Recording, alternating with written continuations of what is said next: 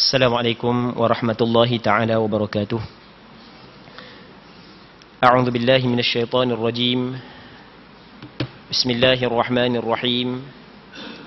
Alhamdulillahi rabbil alamin. Wassalatu wassalamu ala asyrafil anbiya'i wal mursalin. Sayyidina Muhammadin wa ala alihi wa sahbihi ajma'in. Allahumma rabbi syrah li sadri ويسر لي أمري واحلل عقدة من لساني يفقه قولي ولا حول ولا قوة إلا بالله العلي العظيم اللهم انفعنا بما علمتنا وعلمنا ما ينفعنا وعلمنا ما جهلنا وذكرنا ما نسينا اللهم يسر ولا تعسر رب تمم بالخير اللهم افتح علينا فتوح العارفين وفقنا توفيق الصالحين اللهم لا سهل إلا ما جعلته سهلا وأنت تجعل الحزن إذا شئت سهلا اللهم اجعلنا من السعداء المقبولين ولا تجعلنا من الأشقياء المردودين اللهم صل وسلم وبارك على سيدنا محمد وعلى آله وصحبه أجمعين والحمد لله رب العالمين. InsyaAllah kita sambung balik pengajian kitab Bulughul Maram yang dikarang dan disusung oleh Al-Imam Al-Hafiz Ahmad bin Ali bin Muhammad yang dikenali sebagai Imam Ibn Hajar Al-Asqalani, lahir pada tahun 773 Hijrah, wafat pada tahun 852 Hijrah, rahimahullahu subhanahu wa ta'ala wa nafa'ana Allahu bi'ulumihi fid daraini amin.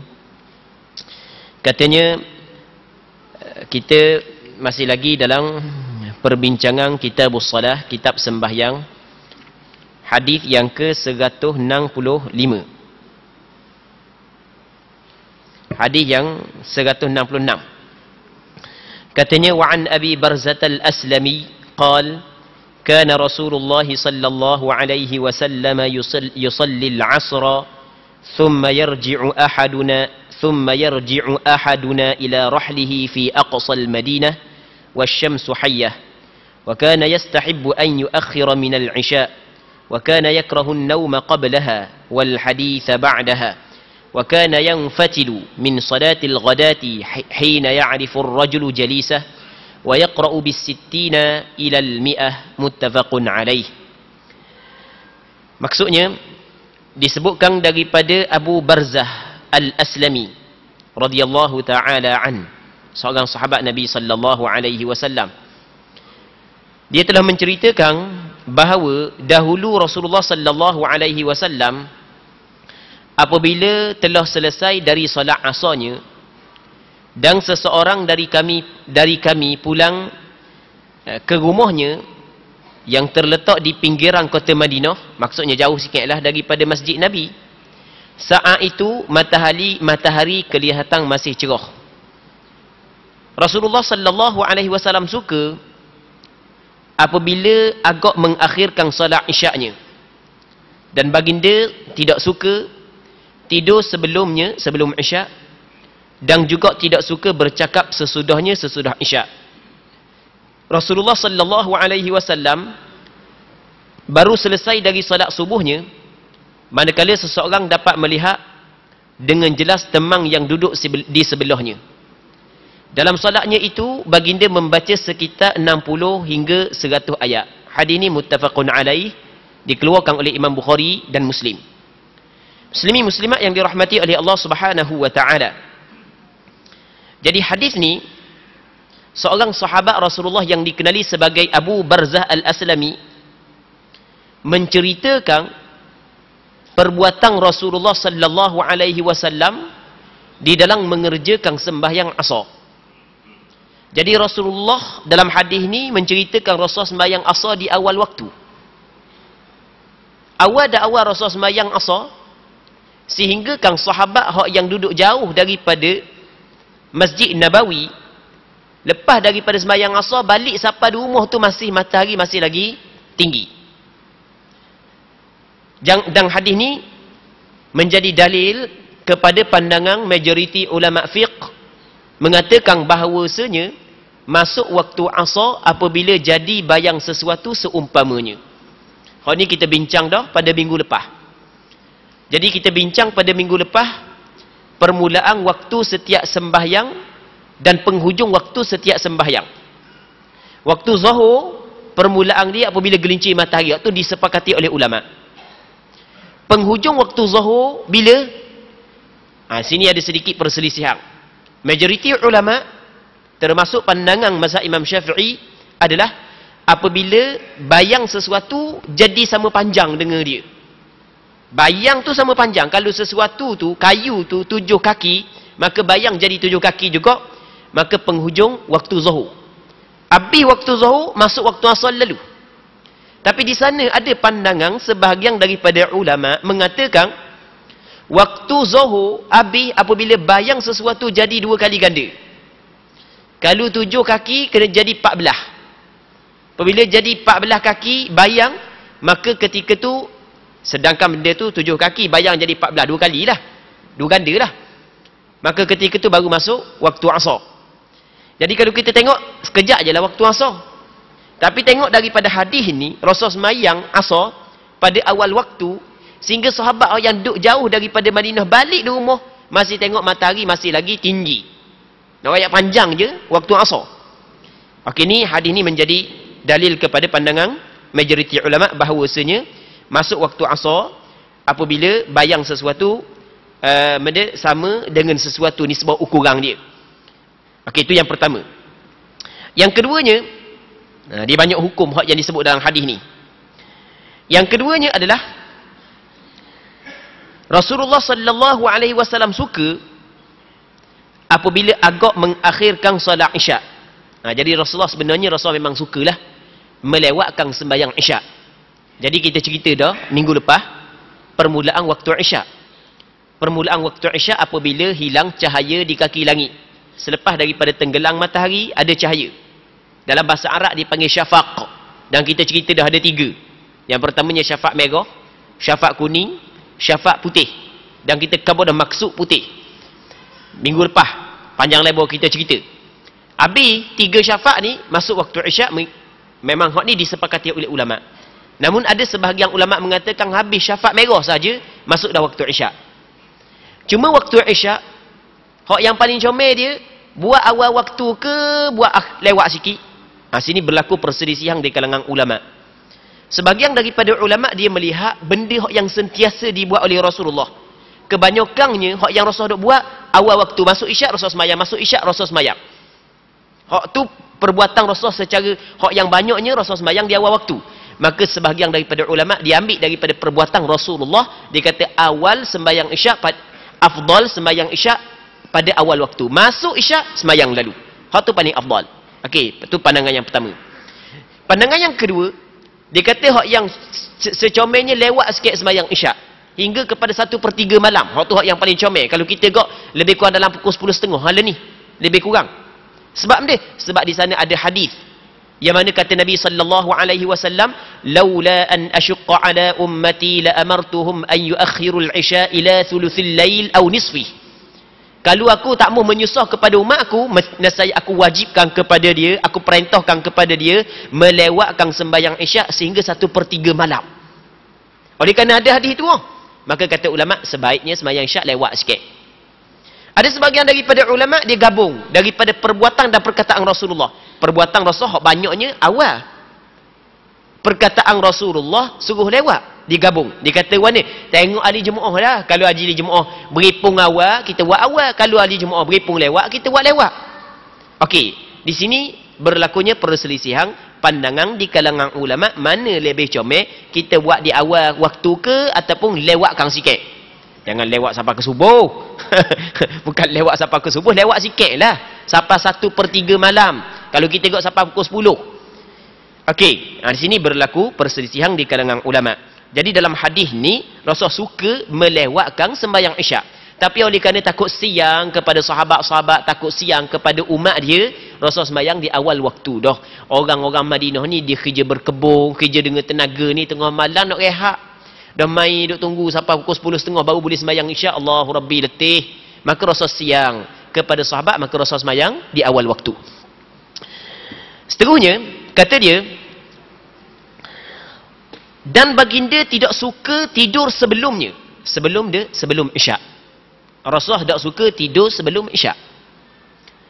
Apa yang dimaksud tidur sebelum Isyak? Kata ulama, yang dimaksud tidur sebelum Isyak adalah tidur sebelum sembahyang Isyak setelah daripada masuk waktu Isyak. Okey, kita ada sebelum sembahyang Isyak setelah daripada masuk waktu Isyak. Jadi Isyak masuk dah. Kita ni katakanlah 18 Isyak. Masuk dah 8:18. Ia dah sembahyang Isyak lagi, ia tidur dah. Apakah hukum? Hukum dia adalah dilarang oleh agama. Benda tu Rasulullah tak suka. Cuma larangan tersebut bukanlah larangan haram. Larangan tersebut adalah larangan makruh. Jadi hukum dia makruh. Orang yang tak semayang lagi Isyak setelah daripada masuk waktu Isyak, dia tidur sebelum daripada semayang. Kalau nak tidur, kena semayang dulu. Baru boleh tidur. Melainkan kalau ada keuzuran. Nak cakap telur habis dah. Dah nak mikir dah. Kan kita dah ngatuk ni cakap telur ke tanya lain, kita jawab lain. Dah nak mikir dah. Ngatuk sangat. Start daripada maring lagi dah tidur. Start daripada maring lagi malam tadi dah nak tidur. Sibuk sangat. Sibuk sangat ni. Allah Rabbi. Macam-macam sibuk lah menyambut perayaan, nak kira perayaan dia pun. Okey. Jadi macam sibuk sangat sampai ke tak tidur tengah malam. Jadi masuk 2 hari. Allah, lepas garik gok, masuk je Isyak, tak boleh nak buka mata. Orang tanya lain, dia jawab lain. Orang tanya nak makan, dia kata mandi dah. Macam gila dah cakap. Tak betul dah. Maka hak tu, apalah dimaafkan. Nak buat ni dah, terpaksa dah. Fattaqullaha mastata'tum. Mungkin dia bertakwa kepada Allah sekadar mampu. Sekarang ni tak mampu dah. Siapa yang boleh tahan? Dan ngatuk tutup dalam air pun jenera. Kepala. Allah Rabbi. Maka kata ulama, kalau ada keuzuran lagu tu, dimaafkan, tak ada masalah. Tak ada benda-benda keuzuran, benda sengajeleng je. Masuk Isyak, perangai lalu dah. Perangai lalu dah. Badan nguak sikit-sikit je, nguak sikit-sikit tu. Biasa duduk dalam majlis ilmu, nguak banyak lagi. Duduk dalam majlis ilmu, nguak banyak lagi. Nguak sikit-sikit tu biasa lah. Dia sengeleng. Masuk Isyak, tak semayang lagi, dia tidur. Maka hukum dia adalah makruh. Berpandukan kepada hadis ni. Rasulullah tak suka. Dia makruh ni benda yang dilarang. Itu makna makruh. Cuma larangan tersebut bukanlah larangan mu'tamad. Bukan larangan yang putus. Buat tak dosa. Tapi benda tu adalah dilarang oleh agama. Tak comel. Jadi lepas daripada ni, janganlah. Apabila masuk waktu Isyak, kita pergi tidur sebelum daripada kita sembahyang. Muslimi muslimat yang dirahmati oleh Allah Subhanahu wa taala. Okey, kita kabur sekali lagi ya. Jadi hukum tidur setelah daripada masuk waktu Isyak. Sebelum daripada sembahyang, hukum dia adalah makruh. Hukum adalah dilarang oleh agama. Larangan di sini adalah larangan makruh. Kena ingat makruh dilarang oleh agama. Kadang-kadang orang kita ni tak faham istilah. Dia kata, biar dia makruh je. Dan warna buat kan makruh. Makruh je boleh buat makruh boleh buat warna. Makruh tu dilarang oleh agama. Itu makna makruh. Apa makna makruh? Makruh ni adalah suatu benda yang dituntut oleh agama supaya kita tinggalkan. Di tuntutan ada tuntutan buat, ada tuntutan tinggal. Tuntutan buat 2. Wajib, sunat. Syarak suruh kita buat. Hak wajib syarak suruh kita buat. Hak sunat juga syarak suruh kita buat. Cuma tuntutan wajib, tuntutan mu'tamad. Kalau tak buat dosa. Manakala tuntutan sunat, tuntutan yang tidak mu'tamad. Tapi tuntutan daripada syarak. Itu yang pertama. Yang keduanya, tuntut tinggal. Syarak suruh kepada kita supaya kita tinggal. Tinggal ni ada tinggal yang mu'tamad. Tuntut suruh kita tinggal ni mu'tamad. Tak boleh. Mesti kita kena tinggal. Yang keduanya, tuntut tinggal tapi tidak mu'tamad. Syarak larang kita buat. Itu makna makruh. Jangan buat cakap, makruh boleh buat. Tak kena. Makruh tu benda yang dilarang oleh syarak. Tak boleh kita buat. Cuma kalau buat, tak berdosa. Itu maksud dia. Jangan buat tukar istilah gitu. Allah Rabbi. Kita lah ni, kalau sebut kata, ni benda yang dilarang oleh kerajaan. Hak ni yang dilarang oleh raja. Oleh pemerintah. Allah Rabbi. Memang kita takut nak buat benda yang dilarang kan? Ni salah Memang kita takut nak buat. Dan patutlah kita takut. Salah di sisi undang-undang dunia. Tapi dalam hal undang-undang Allah Ta'ala, molek-molek adanya kita buat. Jadi di situlah kita dapat letak kemuliaan agama dalam hati kita lagu mana. Muslimin muslimat yang dirahmati oleh Allah Subhanahu wa Ta'ala. Jadi Rasulullah sallallahu alaihi wasallam melarang kita tidur sebelum daripada sembahyang Isyak, setelah daripada masuk waktu Isyak. Adapun kalau sebelum daripada masuk waktu Isyak, lepas daripada sembahyang Maghrib, dah masuk lagi waktu Isyak, adakah dilarang juga kita tidur? Di sini ada sedikit perbincangan di kalangan ulama.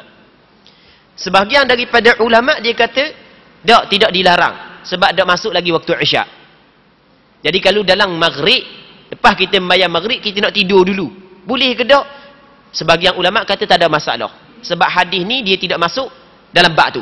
Bab yang kita khabar tidur sebelum daripada Isyak, hadis ni tak masuk. Sebab dia, ulama bincang. Kerana orang tu sebelum daripada masuk Isyak tak ada lagi khitab kewajipan sembahyang Isyak atas kepala dia. Kita kewajipan sesuatu sembahyang diwajibkan atas kepala kita apabila masuk waktu dia. Sekarang ni wajib bagi kita sembahyang sekarang ni, sembahyang Isyak. Tak wajib. Sebab dah masuk lagi waktu. Nanti apabila masuk waktu Isyak, barulah ada kewajipan atas kepala kita sembahyang Isyak. Sebelum daripada masuk waktu Isyak, tak wajib lagi sembahyang Isyak atas diri kita.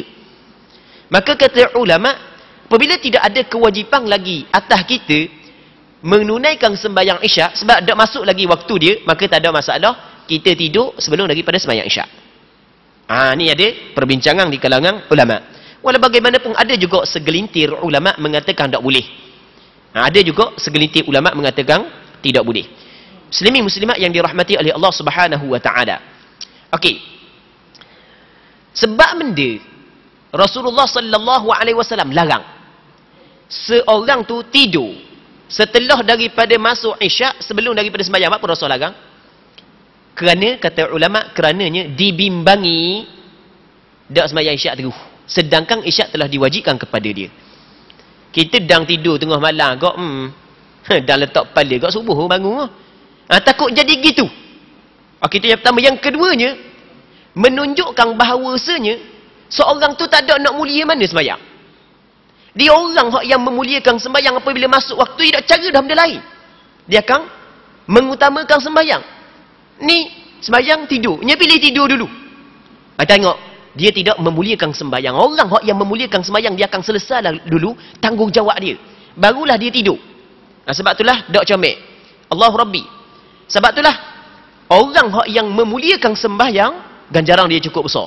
Begitu juga sebaliknya, orang yang tidak memuliakan sembahyang, dia telah melakukan perkara yang dilarang oleh agama. Sebagai contoh, dalam satu hadis Nabi sallallahu alaihi wasallam menyebut, sab'atun yudhilluhumullahu fi dhillihi yawma la dhilla illa dhilluh. Ada 7 golongan yang boleh duduk di bawah naungan arash, yang mana tidak ada teduhan ketika itu melainkan teduhan arash Allah Subhanahu wa Ta'ala ketika berada di padang mahsyar. Ada 7 golongan, di antaranya adalah warajulun qalbuhu mu'allaqun bil masajid. Seorang lelaki yang hatinya digantung di masjid. Hati dia digantung di masjid, tubuh duk lain, hati duk masjid. Maksud dia, duk teringat nak sembahyang sokmo. Orang yang teringat nak sembahyang sokmo ni, lambat masuk waktu je dia akan sembahyang lalu. Tengok, dia muliakan, dia mendahulukan sembahyang. Ada tempat yang tinggi di sisi Allah Ta'ala untuk dia di akhirat. Di atas dunia pastilah ada ganjaran pahala yang Allah Ta'ala bagi. Di akhirat banyak ganjaran yang Allah Ta'ala bagi kepada dia. Golongan yang kedua, masuk waktu Isyak, wajib dah sembahyang atas dia, dia dah sembahyang, dia tidur dulu. Jadi orang ni nampak tak mulia mana sembahyang dalam hati dia, sanggup dia pergi tidur dulu. Sebab itulah hukum dia adalah makruh. Muslimin muslimat yang dirahmati oleh Allah Subhanahu wa Ta'ala. Allah Rabbi. Sebab itulah penting kita, setiap hamba Allah memuliakan sembahyang. Kerana sembahyang adalah hubungan di antara kita dengan Allah Subhanahu wa Ta'ala. Mulianya sembahyang, Allah Ta'ala mewajibkan sembahyang nu pada malam Mi'raj nu, tinggi nu, nak yang mulianya sembahyang. Tapi buat dok je, buat lebih kurang je. Itu adalah satu kesilapan. Kita mesti kena memuliakan sembahyang. Allah Rabbi. Muslimin muslimat yang dirahmati oleh Allah Subhanahu wa Ta'ala. Kita ulang sekali lagi hukum. Yang pertama, apabila masuk waktu Isyak, kita tak semayang lagi Isyak, maka kata ulama makruh kita tidur. Makruh kita tidur. Itu yang pertama. Yang keduanya, kalau sebelum daripada masuk waktu Isyak, dalam waktu garik lagi makruh tak kita tidur. Di sini ada perbincangan di kalangan ulama. Sebahagian ulama kata tidak makruh kerana tidak ada lagi kewajipan sembahyang Isyak atas kepala dia, sebab dah masuk lagi waktu. Yang ketiga, hak yang kata makruh bagi orang hak yang tak sembahyang Isyak tidur sebelum daripada sembahyang, sekiranya ada kuat sangkaan, ada zon kuat sangkaan bahawa dia akan bangun dalam waktu. Aku bangun kat gini, siap tanda jang, pesan ke bini supaya gerak pada pukul sekian-sekian. Adapun kalau tidak ada kuat sangkaan dia dapat bangun dalam waktu, aku ni letak kepala subuh baru boleh bangun maka ketika tu bukan lagi hukum dia makruh, bahkan bertukar menjadi haram. Haram seseorang tidur setelah daripada, haram kepada seorang tidur setelah daripada masuk waktu Isyak, sebelum daripada sembahyang, kalau sekiranya dia bimbang, tidur dia saat itu menyebabkan luput kewajipan sembahyang Isyak atas kepala dia. Dan tidur kok tak bangun dah. Tidur mapuh, bung jatuh tepi pun tak bangun. Suruh bini gerak, bini tak cakap nak gerak, tak bangun sekarang. Sebagai contoh. Banyak kali dah gitu. Buat pula perangai kali ini. Maka kata ulama, hukum dia adalah haram. Kerana tidur dia saat itu adalah wasilah menjadi tangga kepada dia meninggalkan perkara yang diwajibkan, iaitu sembahyang Isyak. Allahu Rabbi. Sekarang ni kita cerita berkenaan dengan tidur sebelum daripada sembahyang Isyak. Ada pun sembahyang yang lain lagu mana? Masuk waktu garik, dak sembahyang lagi, tidur dulu. Masuk waktu Zuhur, dak sembahyang lagi, tidur dulu. Masuk waktu Asar, dak sembahyang lagi, tidur dulu. Apakah hukum? Mengikut pandangan Imam Ibn Sadah, dia kata hukum dia sama. Qiyah di atas sembahyang Isyak. Jadi hukum dia sama. Maksudnya setiap waktu sembahyang yang telah masuk, sedangkan kita dak sembahyang lagi, makruh kita tidur. Melainkan kita kabur tak dia. Ada pengecualian dia. Melainkan tak boleh nak tahan sangat dah. Tak boleh nak tahan sangat dah. Siapa ke tak boleh nak mikir langsung dah. Ngatuk sangat. Tu nak buat ni. Tu di luar kemampuan kita. La yukallifullahu nafsan illa wus'aha. Allah Ta'ala tidak membebani setiap diri melainkan sekadar kemampuan dia sahaja. Tu nak buat ni. Muslimin muslimat yang dirahmati oleh Allah Subhanahu wa Ta'ala. Okey, seterusnya. Kata dia, dan baginda sallallahu alaihi wasallam tidak suka tidur sebelum Isyak dan juga tidak suka bercakap sesudah Isyak. Ni di antara hukum yang kita kena tahu. Di antara perkara yang dilarang oleh agama, selepas daripada kita sembahyang Isyak, kita cakap lagi. Ni di antara benda yang dilarang oleh agama. Allah Rabbi. Benda ni memang tak ada di zaman kita, tak ada orang buat. Tak ada orang tinggal. Orang buat belaka. Lepas daripada sembahyang Isyak, pergi kedai kopi, minum air, cakap-cakap, buah sembang. Tahu tak hukum dia benda? Hukum dia makruh. Bukan saja-saja. Benda tu dilarang oleh agama. Dalil dia hadis yang diriwayat oleh Bukhari dan Muslim. Nabi sallallahu alaihi wasallam kana yakrahul haditha ba'daha. Rasulullah tidak suka. Rasul benci. Tu yakrah, Rasul benci. Rasul tidak suka bercakap selepas daripada Isyak. Kita lepas daripada Isyak buat banyak belang-belang.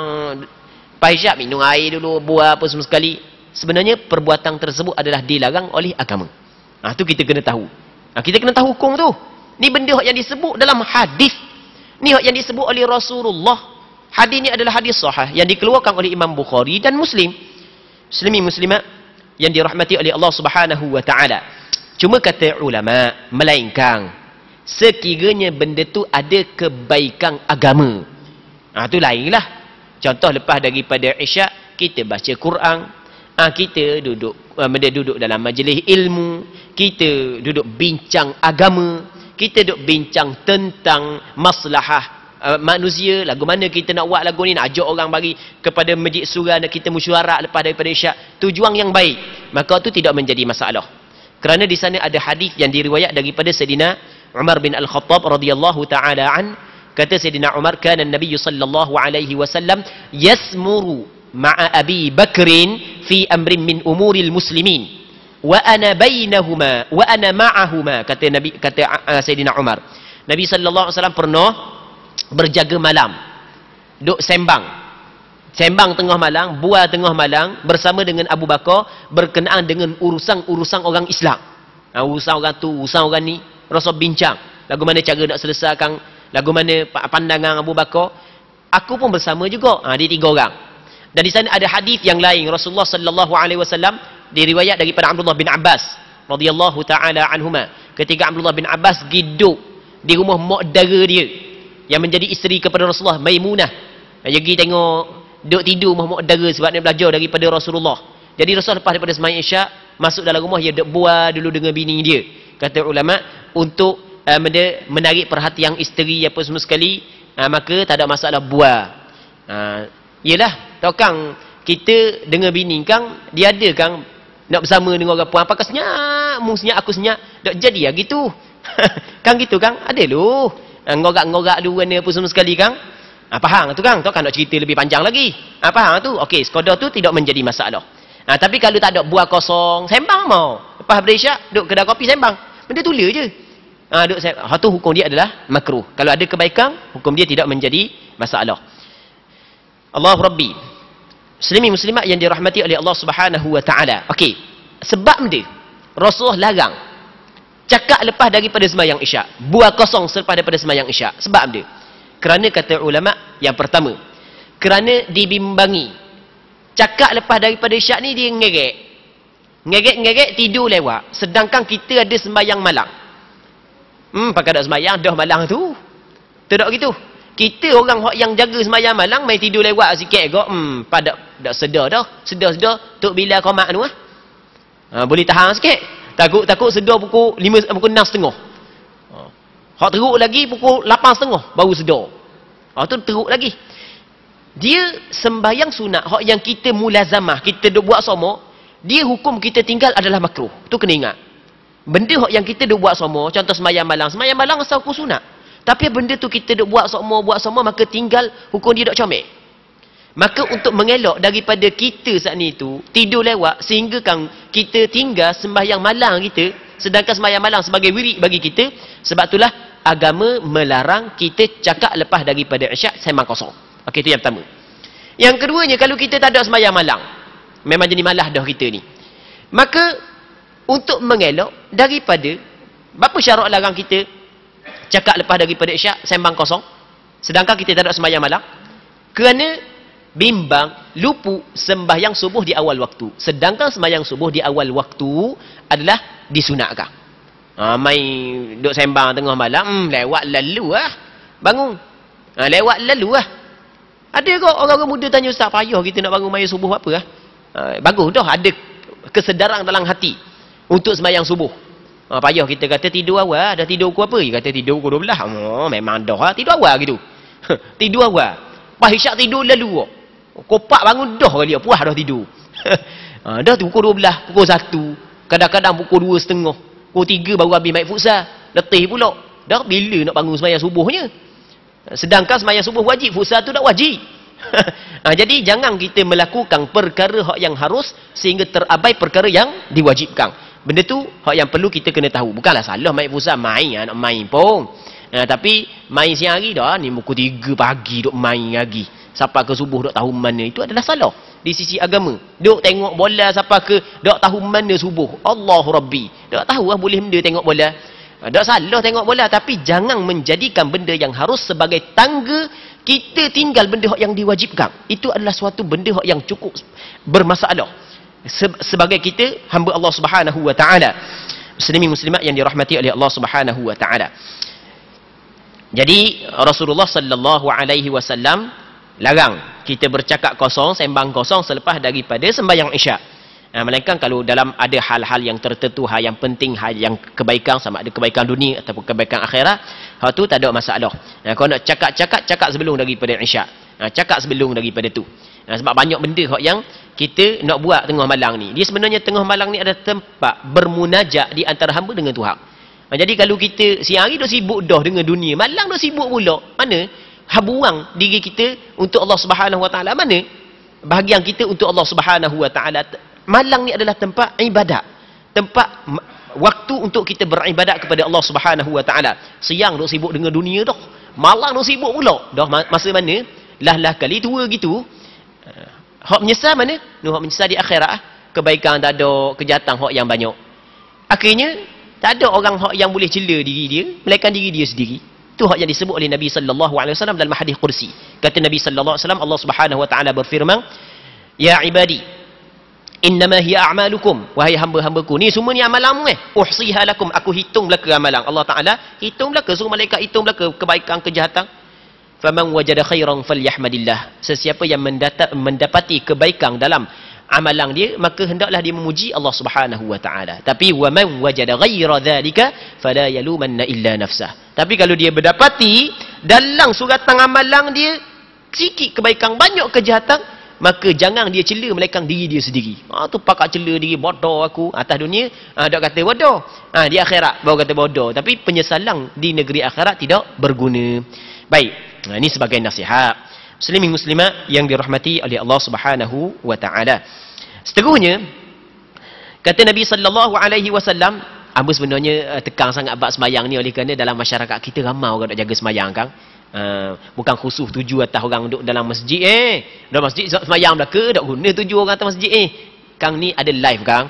Jadi kita tuju kepada seluruh lah supaya jaga sembahyang. Sebab itu adalah tanggungjawab kita. Kita nak sebagaimana hamba Allah Subhanahu wa taala hak yang mari masjid mendapat ganjaran pahala Allah Subhanahu wa taala, begitu juga orang hak yang tak mari masjid dapat ganjaran pahala Allah Subhanahu wa taala sekurang-kurang dijaga sembahyang.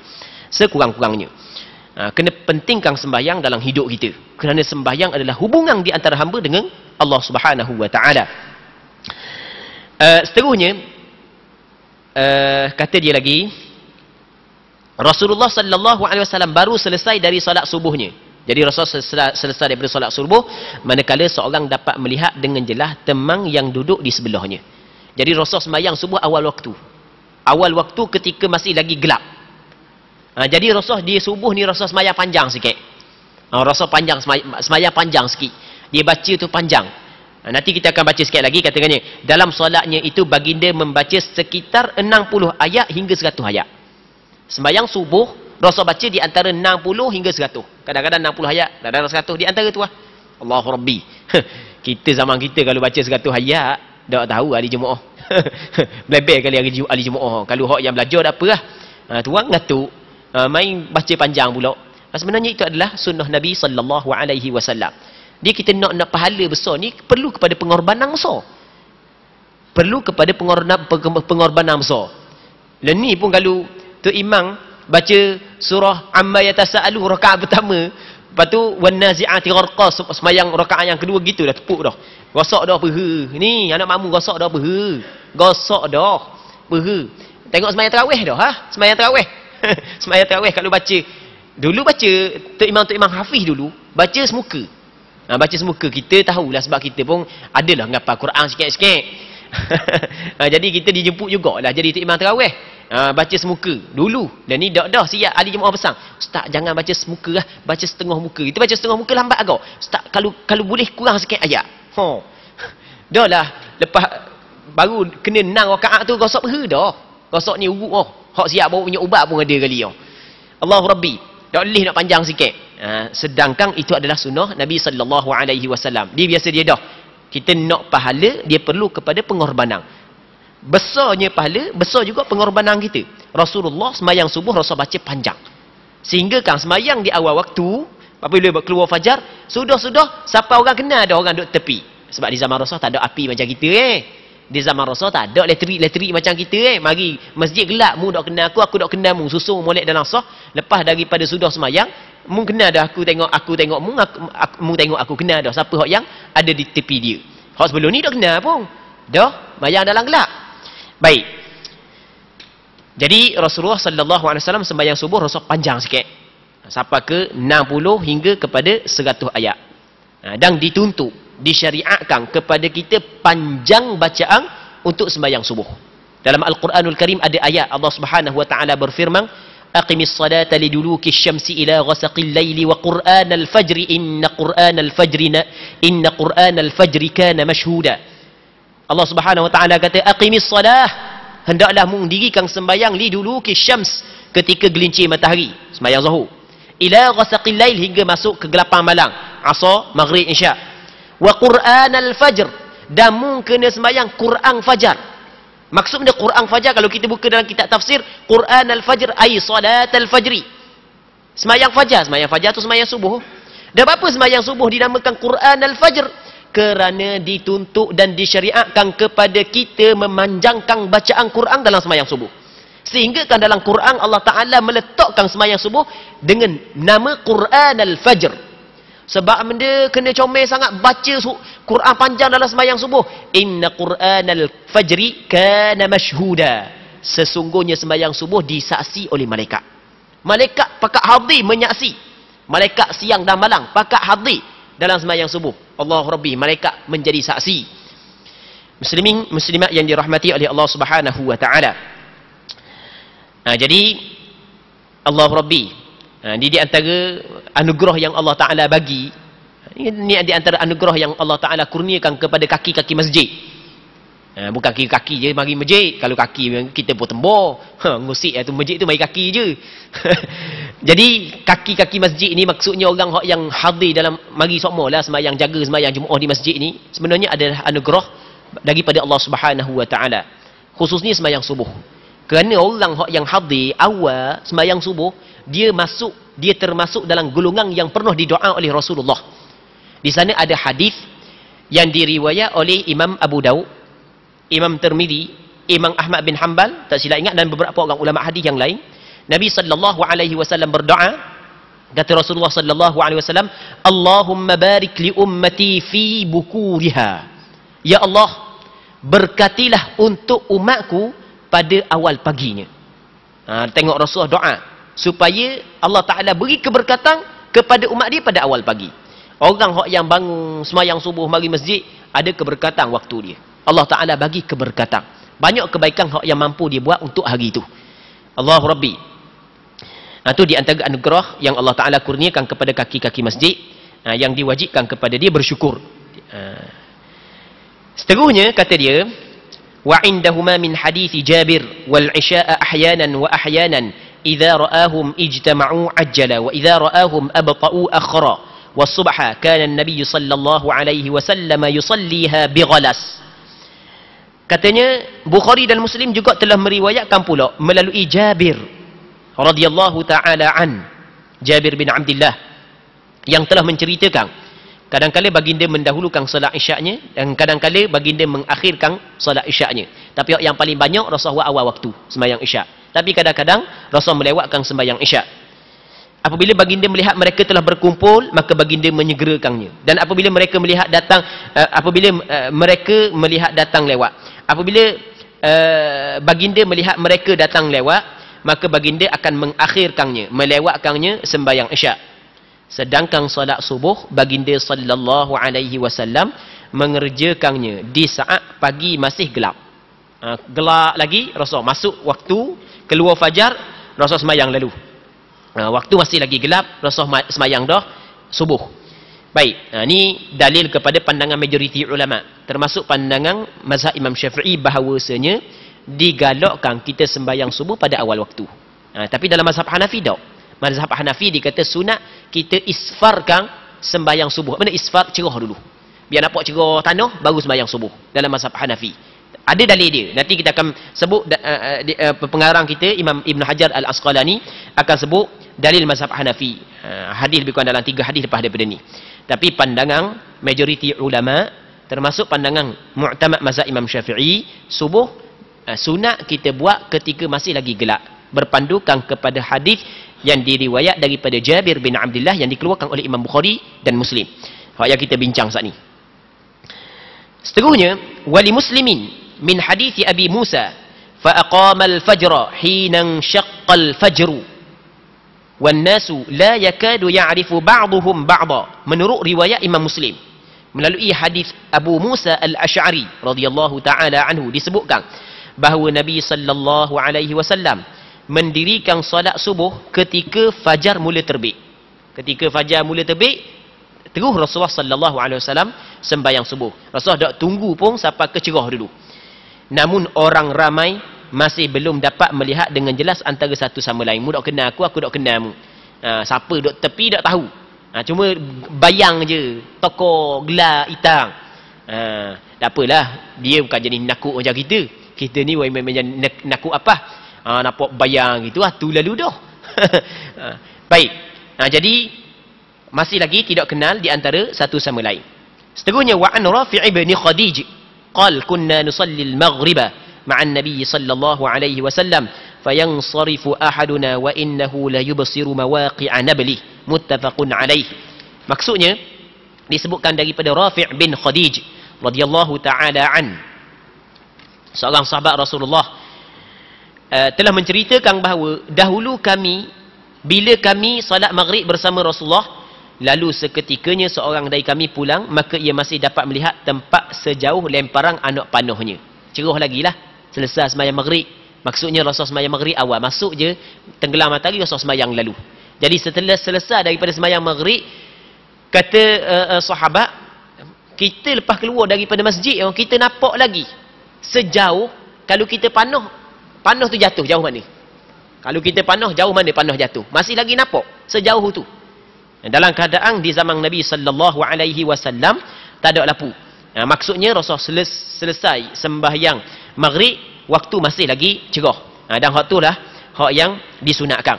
Seterusnya wa an Aisyah radhiyallahu taala anha qalat a'tama Rasulullah sallallahu alaihi wasallam dhata lailatin bil isya hatta dhahaba 'ammatul lail thumma kharaj fa shalla wa qala innahu lawaqtuha laula an ashqa ala ummati.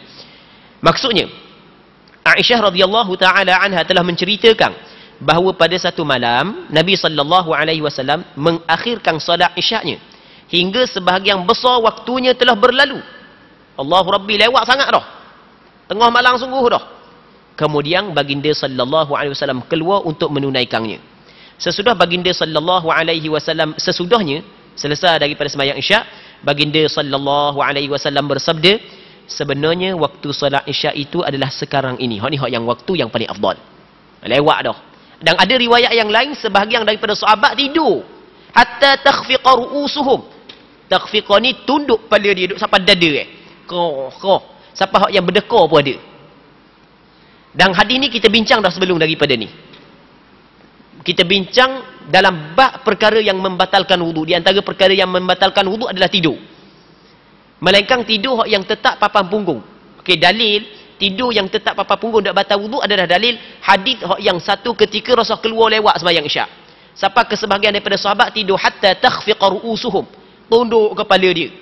Lepas tu Rasul pun keluar, Bilal bin Rabah qamat, Rasul sembahyang Isyak, pakak sahabat yang duduk tidur belakang Rasul bangun sembahyang Isyak tanpa mereka itu mengambil wudu. Jadi kata ulama ambil daripada hadis ni, kalau tidur congok, kan kita bincang dah sebelum ni kan. Kalau tidur congok, maka ia tidak membatalkan wudu. Nak rayaknya, lewat sungguh Rasul keluar sampai ke sahabat pakak tidur. Bukan semua sekali, adalah sebahagiannya tidur. Allah Rabbi duk tunggu Nabi sallallahu alaihi wasallam. Kata Rasul, kalau aku tak mau menyusahkan umat aku, maka aku akan suruh dia sembahyang Isyak waktu ni. Tapi nak awak ni takut susah umat dia. Maka Rasulullah sallallahu alaihi wasallam daripada sudut perbuatannya banyak Rasul sembahyang Isyak di awal waktu. Seterusnya wa an Abi Hurairah radhiyallahu taala anhu qala Rasulullah sallallahu alaihi wasallam idza ishtadda al-harru fa abridu bis-salah fa inna shiddatal harri min fayhi jahannam. Muttafaqun alaih. Disebutkan daripada Abu Hurairah radhiyallahu taala anhu telah mengatakan bahawasanya Rasulullah sallallahu alaihi wasallam pernah bersabda, apabila panas matahari sangat terik, maka teduhkanlah salatmu, kerana sesungguhnya cuaca panas yang amat terik adalah sebahagian daripada hembusan angin neraka jahanam. Hadis muttafaqun alaih, Bukhari dan Muslim. Muslimin muslimat yang dirahmati oleh Allah Subhanahu wa taala. Sebenarnya hadis ni kita bincang dah pada minggu lepas. Kita sebut dah hadis ni pada minggu lepas. Kita cerita mana minggu lepas? Permulaan waktu zuhur apabila gelincir matahari. Penghujung waktu zuhur apabila jadi bayang sesuatu, panjang sesuatu. Sama panjang. Baik. Lepas tu kita bincang setiap sembahyang disunatkan kita sembahyang pada awal waktu. Kerana di sana ada hadis sahabat tanya Rasulullah sallallahu alaihi wasallam, ayyul amali ahabbu ila Allah? Kata Nabi sallallahu alaihi wasallam, as-salatu ala waqtiha. Sembahyang dia yang paling Allah Taala kasih. Kalau itu Rasul kata sembahyang di atas waktunya. Ada riwayat yang kedua menyebut as-salatu fi awwali waqtiha, sembahyang pada awal waktu. Maka kata ulama berpandukan kepada hadis ni, sembahyang pada awal waktu adalah digalakkan. Melainkan ada pengecualian, melainkan sembahyang zuhur yang kita cerita pada minggu lepas. Sembahyang zuhur di negeri yang panas. Panas sampai ke 45 darjah Celsius ke atas Allah Rabbi, panas Maka kata ulama sebaiknya lewat sikit sembahyang zuhur. Biar teduh dulu sikit. Biar teduh dulu sikit berpandukan kepada hadis ni. Jadi sembahyang zuhur di negeri yang panas, maka sebaiknya lewat sikit, tidak sembahyang pada awal waktu. Sebab Rasulullah kata, idza ishtaddal harru fa abridu bizuhur, apabila bersangatan panas, mu kena sejukkan sembahyang zuhur. Maksudnya mu kena buat sembahyang zuhur ketika sejuk, ketika banyak dah teduhan, bayang pun panjang dah. Sebab dia fa inna shiddatal harri min fayhi jahannam, kerana sesungguhnya bersangatan panas adalah daripada hembusan angin neraka Jahannam. Baik. Okey, kita berhenti situ dulu untuk malam ni. Insya-Allah kita sambung balik pada minggu-minggu yang lain kalau sekiranya dipanjangkan umur. Wallahu subhanahu wa ta'ala a'la wa a'lam. Allahumma haqqiqna bittiba'i nabiyyika Muhammadin sallallahu alaihi wasallam zahiran wa batina.